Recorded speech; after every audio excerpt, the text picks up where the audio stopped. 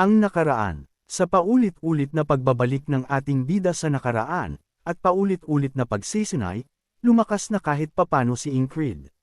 Dahil doon nagawa niyang talunin ang kalaban. Kaya lang may isang elf ang pumunta sa lugar ng ating bida, isa ba itong kaaway o kakampi? Pagpapatuloy.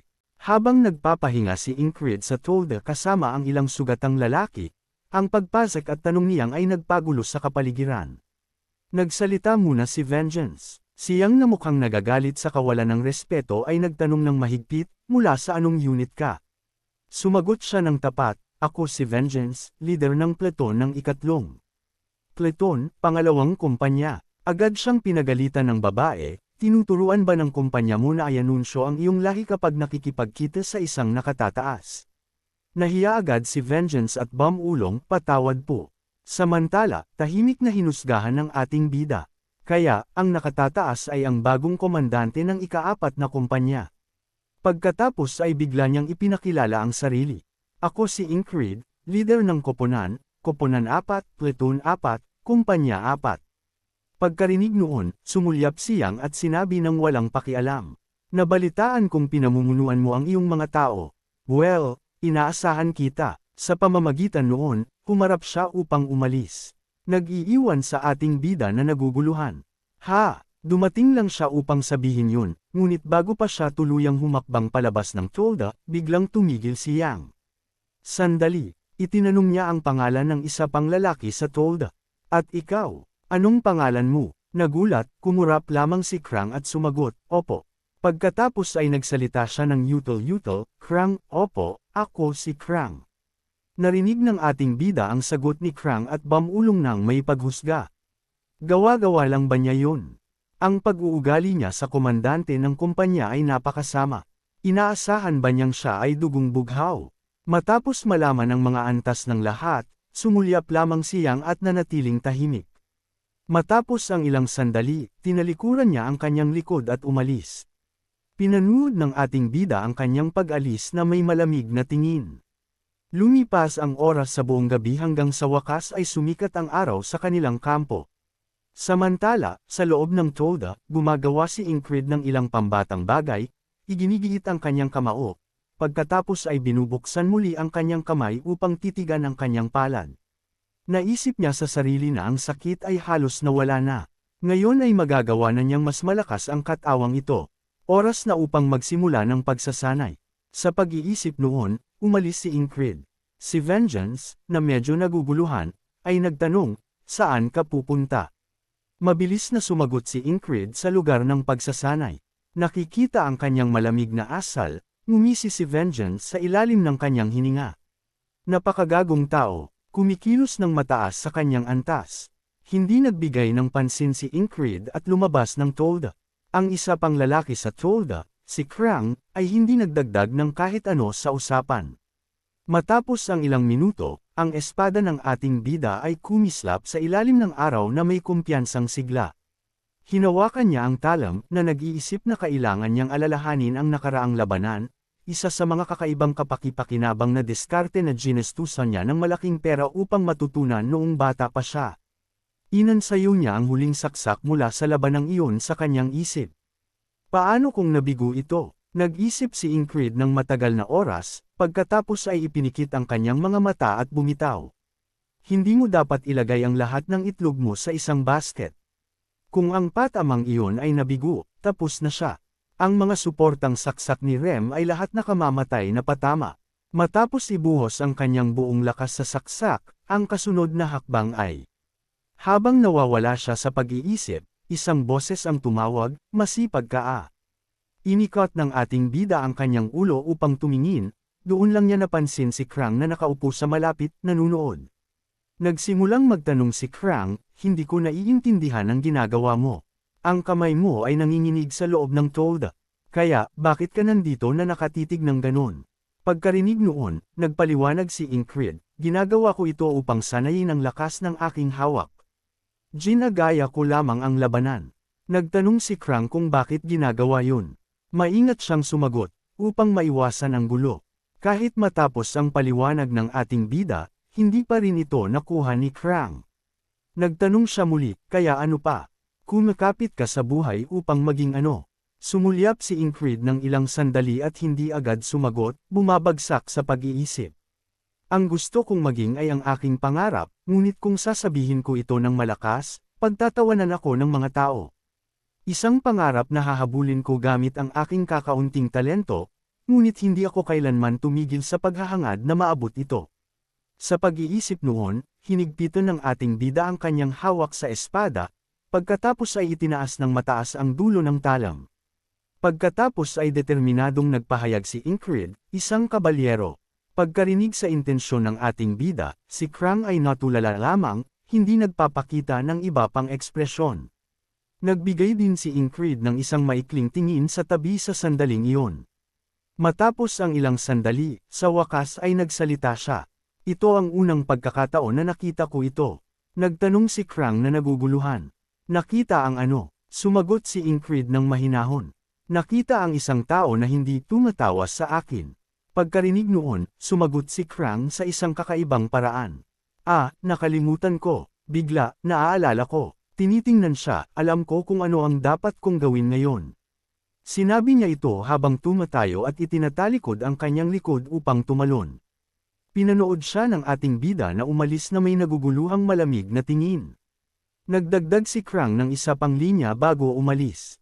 Kung magiging kabalyero ka, tandaan mo ang pangalan ko. Samantala, may ibang isip si Ingrid. Ito ang unang pagkakataon na sinuportahan ako. Lumipas ang oras hanggang sa buong liwanag ng araw. Ang mga karaniwang sundalo ay pambatang nagpapatuloy sa kanilang mga kanta ng lakas. Isang lalaki ang tumutugtog at nagpapakain ng mga linya. Sino ang bayani sa labanan? Ang lahat ng iba pa ay sumigaw ng sabay-sabay, Cypress. Samantala, sa maliit na tolda ng ating bida, sumigaw si Vengeance, bakit hindi pa handa ang almusal? Kakainin ba nila ang lahat at ibibigay sa atin ang mga tira? Hinarap ang ingay ng kanyang kasama sa tolda, hawak lamang ng ating bida ang kanyang ulo sa pagkainis.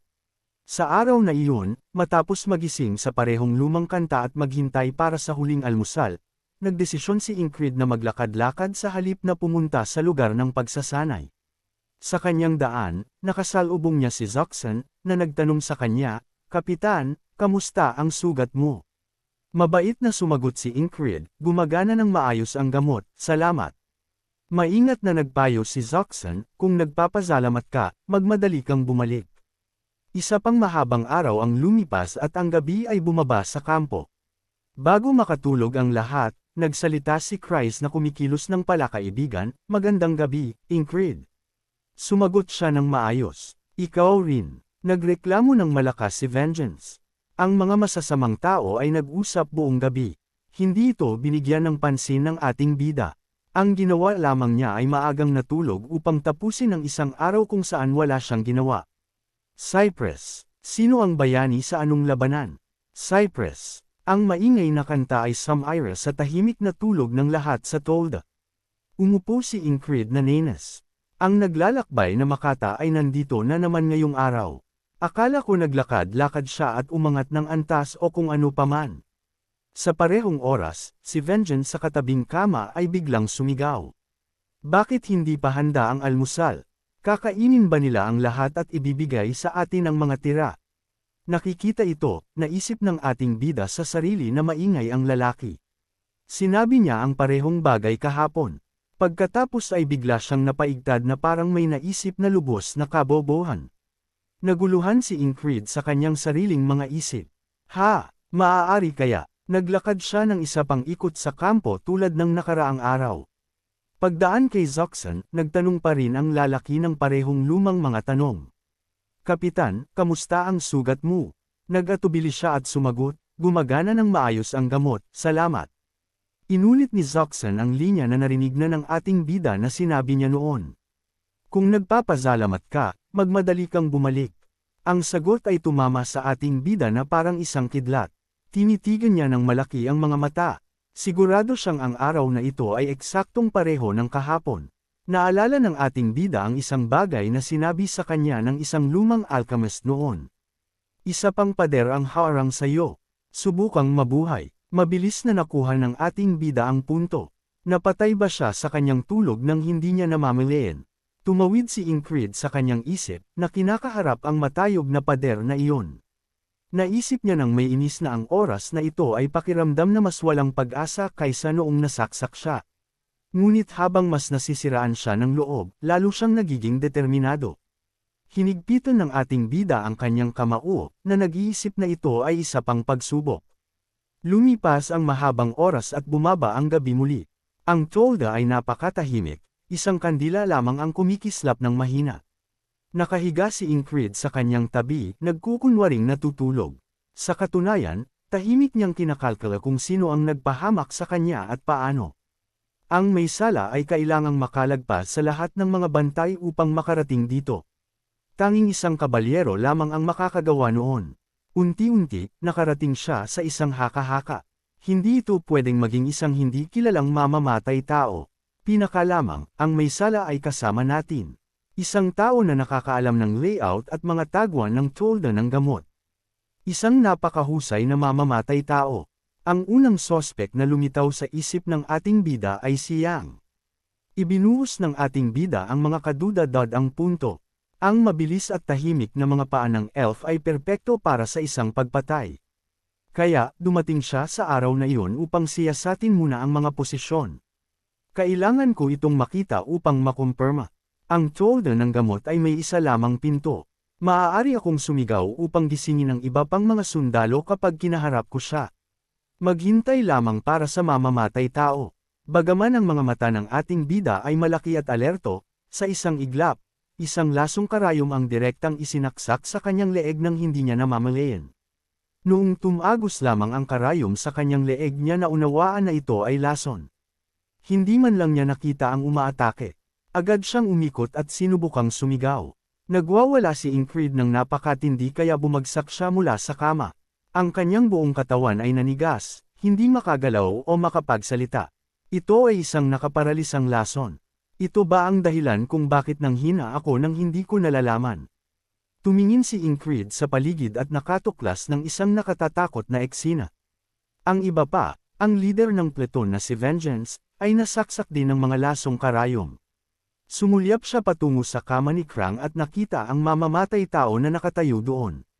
Lumura siya ng dugo sa galit, nag-iisip na ang masamang taong iyon, nakita siya ng mamamatay tao na itinataas ng mataas ang kanyang espada, pagkatapos ay ibinabagsak ito ng malakas kay Krang. Ang patama ay pumatay kay Krang ng agad bago pa siya makareklamo. Ang tanging magagawa niya ay tumitig ng malaki ang mga mata sa kanyang huling mga sandali. Walang magawa si Ingrid, tanging magnitngit lamang ang kanyang mga ngipin sa galit. Pagkatapos ay biglang pumatag ang isang espada sa tolda mula sa labas, na nagpapatigil sa lahat sa loob. Mabilis na nahulaan ng ating bida na ang umaatake ay may mga kasabwat. Mabilis siyang sumulyap patungo sa tolda na naputol. Ang matalim na mga mata ng ating bida ay nakakita ng nakatutok na tainga ng isang elf. Ang isang mabilis na tingin sa ibaba ay nagbunyag ng pamilyar na sandata at kasuotan. Kinumpirma agad ng ating bida, kaya pala siya yon. Ang komandante ng kumpanya na siyang ay lumitaw sa mahinang ilaw ng kandila ng gabi. Matapos ang isang gabi ng katatakutan, sumikat ang araw upang maghudyat ng simula ng isang bagong araw. Ang maingay na kanta ng naglalakbay na Makata ay umalangaw-ngaw. Sino ang bayani sa anong labanan? Cypress. Sa sandaling ito, sa maliit na tolda ng gamot, nakaupo si Ingrid na nawawala sa pag-iisip. 3 umaga na eksaktong ganito. Nanatili akong alerto, ngunit walang nahanap na sinuman. Hindi ito magiging madali. Naalala niya ang sandali na nakita niya siyang bago siya umalis at naisip. At ang komandante na yun din. Kahit na napigilan ko ang pagpatay, kailangan ko pa ring harapin siya pagkaraan. Walang magawa, lalo pang nakumbinsi si Ingrid na wala siyang mababago, kahit gaano pa siya mag-isip. Bumagsak siya at kinalikot ang pakiramdam na ito ng pagkatalo. Naramdaman ko rin ito ilang araw na ang nakalapas. Ang mga eksena ng labanan ay lumitaw sa kanyang isip. Sinubukan ng ating bida na aliwin ang sarili. Still, ako pa rin ang nananalo sa huli. At ang imahe ng kanyang pagtapos sa komandante ng kalaban ay nagbigay ng lakas sa kanyang loob. Tumingin si Ingrid sa kalangitan at nagpasiya. Makakahanap ako ng paraan hanggat hindi ako sumusuko. Habang ang lahat ay kalahating gising pa, biglang kinuha ng ating bida ang kumot ni Vengeance, na nagpazigaw sa kanya sa galit na walang nakukuha mula rito. Isinuksok ng ating bida ang kanyang espada na nag-iisip, sa ngayon, ang teorya na ang mga mamamatay tao ay pumasok sa kampo ay kailangang mali. Kailangan nating maging maingat sa labas din. Samantala, patuloy na nagmumura si Vengeance ng galit. Nababaliw ka na bang tao na nagpaplanong magsanay ng pag-eespade sa mga bagong pasak ngayong araw o ano? Pagkatapos ay nagsimula siyang mangasar. Ang ganitong klaseng bagay ay nababagay sa mga mabababang antas na sundalo marahil. Sumagot si Ingrid, upang guluhin siya. Hindi ko inasahan na mag-aalala ka ng gusto sa akin. Iyon ay nagpalalo pa sa galit ni Vengeance. Seryoso ako ngayon, tao. Umalis ka na. Ayaw kong makita ang mukha mo. Nagbuntong hininga si Ingrid sa loob at naisip ng may pang-aasar. Pinaglalaroan din kita. Sa sandaling iyon, itinulak ni Krang ang tolda at humakbang sa loob. Nagtatalo na naman ba kayong dalawa, o dapat ba akong bumalik mamaya? Sinabi niya, medyo napapahiya. Ngunit pinigilan siya ng ating bida. Maayos lang, pazak ka. Pagkarinig noon, humiga muli si Vengeance at nagreklamo tungkol sa mga abala. Matapos makitang pumasok si Krang sa tolda at magsimulang ayusin ang sarili, pinanood siya ng ating bida ng tahimik. Ang mga mamamatay tao ay nagmasid sa kanya ng malapitan. Siya ang pangunahing target. Kaduda-duda siya. Ngunit sino ba talaga siya? Hindi ko intensyon na mag-usisa sa mga bagay na ibubunyag lamang ng kabilang partido kung tatanungin, tulad ng mga masasamang taong iyon. Sa pag-iisip noon, ang kanyang tingin ay gumalaw sa iba pang malalaking sundalo. Pinag-isipan ito ng ating bida. Ngunit dahil ang taong ito ang dahilan kung bakit ako naging target sa unang lugar, dapat ko man lang itanong ng malinaw, kaya nagpasiya siyang magsalita. Krang, nagtanong si Ingrid ng mahigpit, sino ka ba? Hinarap ang hindi inaasahang tanong, natulala si Krang ng isang sandali, at ang kanyang mabagal na reaksyon ay nagpapaduda ng kaunti sa ating bida.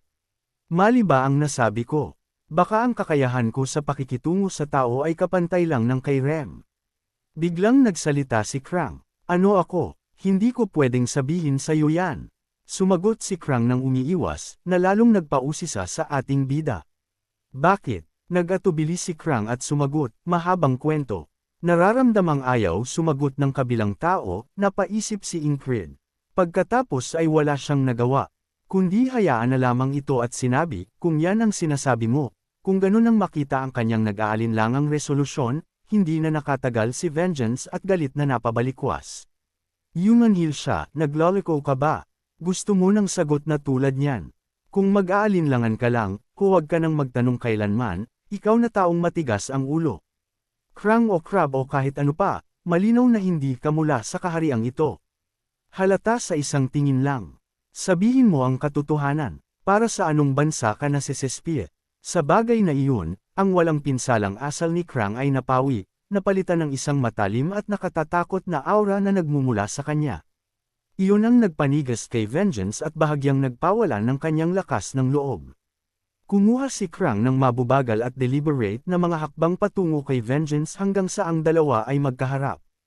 Pagkatapos ay sinabi ni Krang ng mahigpit, hindi ako kailanman nagtaksil at hindi kailanman magtataksil sa kaharian.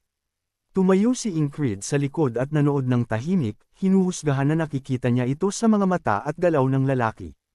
Ang aura ng isang kabalyero. Humakbang pabalik si Vengeance at sinabi, nagsasalita ka sa iyong nakatataas ng tulad niyan. Agad na bumalik si Krang sa kanyang palakaibigang hitsura at ngumiti ng bahagya. Kumalma ka. Tahimik na nahulaan ng ating bida na hindi isang tunay na kabalyero si Krang dahil siya man ay mukhang walang magawa sa pagharap sa mamamatay tao. Gayunpaman, tiyak na may itinatago siya. Sinubukan ng ating bida na basahin ang palakaibigang mukha na nagtatago ng isang malaking lihim. Bumaba muli ang gabi, at sa harap ng kumikislap na ilaw ng kandila, nagsasalita pa rin ng mainit si Krang. Magandang gabi, ibinalik ng ating bida ang paggalang. Ikaw rin, Vengeance. Ninas sa tamis, naglinis ng lalamunan si Vengeance. Biglang napansin ng ating bida ang kakaibang pag-uugali ni Vengeance. Natatakot na kay Krang ngayon. Bakit ang biglaang pagiging malumanay? Nagpasiya siyang huwag na itong isip pa at inilipat ang kanyang atensyon sa ibang lugar. Tumingin si Ingrid sa eksena sa labas ng tolda at naisip ng tahimik. Kung ang mga mamamatay tao ay biglang pumasok dito, lahat tayo ay mawawasak. Hindi siya humiga. Umupo siya na hawak ang kanyang espada. Agad na napansin ni Vengeance ang paggalaw. Anong ginagawa mo habang gising? Matulog ka na. Sinabi ng ating bida, ang mga mamamatay tao ay malapit ng sumugod sa loob. Kung gusto mong mabuhay, makipagtulungan ka.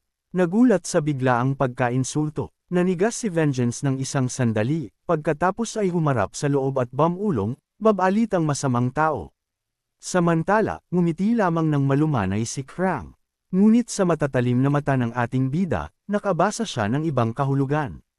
Nahulaan ko ang ekspresyong iyon, at bigla, isang kakaibang boses ang lumitaw sa aking ulo. Paano niya nalaman na pumupunta kami rito upang pumatay? Ito ang nagpamulat sa mga mata ng ating bida sa pagkagulat.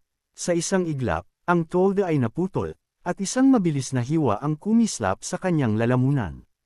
Ang pag-atake ay napabigla at napabilis kaya walang nagawa si Ingrid sa oras. Nakatitig siya sa pagkagulat patungo sa likod ng kailan siya nataman bago pa man nakarating ang kanyang kamay sa kanyang espada. Mabilis na gumalaw ang mamamatay tao patungo kay Vengeance at tinapos siya. Pagkatapos ay mabilis siyang kumilos at isinaksak ang kanyang espada sa dibdib ni Krang. Sa huli, bumagsak si Ingrid, na walang nagawa. Ang kanta ng naglalakbay na Makata ay Samaira sa katahimikan muli. Sino ang bayani sa anong labanan? Cypress. Nakaupo si Ingrid na hawak ang kanyang ulo sa kawalan ng pag-asa. Ito ang ika-4 na beses. Dahil walang patunay na darating ang mga mamamatay tao, hindi ko magawang makuha ang tulong ni Vengeance. At Krang, kailangan kong magulat sa mga nakatataas upang higpitan ang bantay. Kaya nagulat siya agad kay Graham, para lamang makatanggap ng isang pag-alit na tugon. Nawawala ka na ba sa sarili mong bait? Umalis ka bago kita patahimikin ng tuluyan. Kaya noong gabing iyon ay kumilos ka sa iyong sarili. Hahulaan ko kung kailan lalabas ang mga mamamatay tao at sisigaw bago sila sumalakay. Nang tumaas ang isang malakas na hangin, agad na naging alerto si Ingrid. Ngayon ay nag-aalinlangan ka, ngunit ang hula mo ay tama, di ba? Baka ngayon na mismo, sa sandaling magsalita ka, isang espada mula sa likod ang sumugod sa iyo. Mabilis na tumagos ang talam sa lalamunan ng ating bida at tinapos siya sa isang patama. Bumagsak si Ingrid habang ang mamamatay tao ay mabilis na pumasok sa tolda. Naisip niya sa pagkagulat, sumpa man, napakabilis nila. Naulit muli ang oras. Inilatag muli ng ating bida ang kanyang plano sa labanan. Walang paraan upang makakuha ng tulong ang iba. Kailangan kong tambangan at talunin sila bago sila kumilos. Kahit habang nag-aalinlangan siya, may isang tao mula sa malayo na naghagis ng isang lasong karayom patungo sa kanya. Mabilis na tumagos ang karayom sa lalamunan ng ating bida, na nag-iwan sa kanya na walang magawa. Hindi alam kung paano lumaban pabalik kapag hindi niya nakikita ang kalaban. Hindi ko sila nakikita, ngunit nakikita nila ang lahat ng aking mga galaw. Manatili kang palaging nagbabantay at nagtatanggol, ngunit hindi ka pa rin may iligtas niyan mula sa biglaang, pagtapos ng mga patama ng mamamatay tao, na nag-iiwan sa ating bida na nawawalan ng magagawa. Dahil alam mong mabuti, kung hindi mo maiiwasan ang lasong palaso, walang magagawa ang kahit ano. Nang sumikat ang araw, ang kanta ng naglalakbay na Makata ay tumaas muli sa isang bagong umaga. Sino ang bayani sa anong labanan? Cypress. Hinigpitan ng ating bida ang kanyang hawak sa kanyang espada, na nag-iisip sa loob. Sa ika-20 umaga, wala akong nagawa, 20 beses na sunod-sunod. Lubos siyang natulala sa mga resultang patuloy niyang natatanggap. Nag-isip si Ingrid ng matagal na oras, ang kanyang ekspresyon ay napakaseryoso. Pagkatapos ay bigla siyang nagkaroon ng isang masamang ngiti. Isang determinadong ningning ang nagliwanag sa mga mata ng ating bida, 20 beses pa lang akong napapatay. Tumigil siya sa pagmumapmak, tumayo, at naglakad-lakad sa paligid ng kampo na nag-iisip. Una, kailangan kong malaman kung paano maiiwasan ang mga patama ng lason. Pagkatapos ay haharapin ko sila. Isang paraan upang maiwasan ang isang pag-atake bago ka pa man makita ng kalaban. Ang direksyon ng ating bida ay hanapin si Zoxan. Sa sandaling iyon, masipag na naglilinis si Zoxan ng kanyang mga sandata. Nakikita ang kaanyuan ni Zoxan, mahinang ibinulong ng ating bida ang kanyang pangalan sa kanyang isip. Bomb attack pabalik si Ingrid sa usapan ilang segundo ang nakalapas kay Rem, nagtatanong kung bakit si Zoxan ang masamang pos ang gala na ito. Tumigil ang pagsasanay ni Rem sa biglaang tanong ng ating bida, pagkatapos ay nagdagdag, tinawag mo siyang ganon. Kaya nagpaliwanag si Rem, dahil naglalaro siya na parang isang magnanakaw ng oras. Dahan-daang isinalaysay ni Rem, hindi siya kailanman lumalaban ng harapan. Gusto lang niyang maneksak mula sa likod at tumakbo malayo. Hindi ba tunog na tulad ng isang matindi, masamang pas ang gala? Dahil sa mga komento ni Rem, nagpasil si Ingrid na hanapin si Zoxan. Tulad ng para kay Zoxan, nang makita niya siya, naramdaman niya ang medyo pagkalito. Kapitan, pagkatapos ay sinimulan niya ang karaniwang pag-uusisa. Kamusta ang sugat mo? Hindi agad sumagot si Ingrid, ngunit naisip niya na malamang na matatalo niya ang mga mamamatay tao ng madali. Bumagsak siya sa pag-iisip, ngunit hindi ko ito maiingatan sa aking tabi. Wala, akong karapatang gawin yun kahit na nag-atubili si Ingrid sa pag-iisip tungkol sa isyong iyon. Gayunpaman, lumipat siya sa isa pang isip. Ang pader na iyon na kailangan kong akyatin mismo.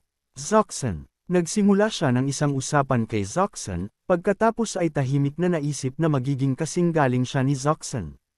Nagtanong si Ingrid, kung ang isang taong tulad mo ay sumaksak sa akin sa likod, ano ang dapat kong gawin upang patigilan ang pag-ataking iyon? Tumahimik si Zoxan ng isang sandali matapos matanggap ang hindi inaasahang tanong ng ating bida. Matapos itong pag-isipang mabuti, sumagot siya, hindi ko rin alam. Walang sino man ang nabuhay sa isa sa aking mga pagtambang. Ang sagot na iyon ay nagpanigas sa ating bida.